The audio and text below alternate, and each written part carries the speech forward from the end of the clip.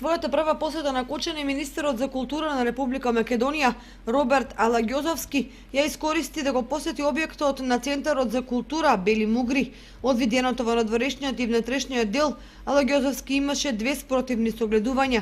Тој истакна дека градот Кочани има мощни убав центар за култура, но и дека зградата е крајно запоставена и запустена, па затоа ќе бидат потребни значајни вложувања за нејзина санација и модернизација.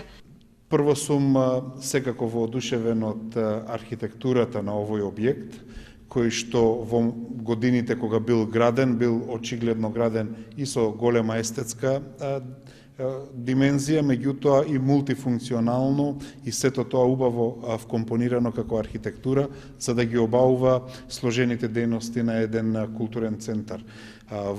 Ова што сега го гледаме, за жал е доста руинирано.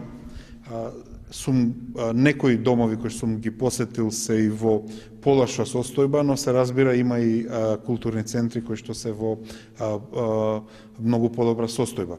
Бидејќи ние во Република, мислам во новата стратегија за развој на културата, децентрализацијата и деметрополизацијата ја ставивме како наш врвен приоритет, во таа смисла и подобрувањето на културната инфраструктура во средините кои што не се строгото централно Скопје, подрачје на метрополата Скопје, ќе ни бидат приоритет во наредните 2 години. За жал и временските услови ни укажаа на ургентноста со која што треба да се санираат ситуациите. Домот на културата во Кочани е една од тие институции на кои што им треба ургентна санација.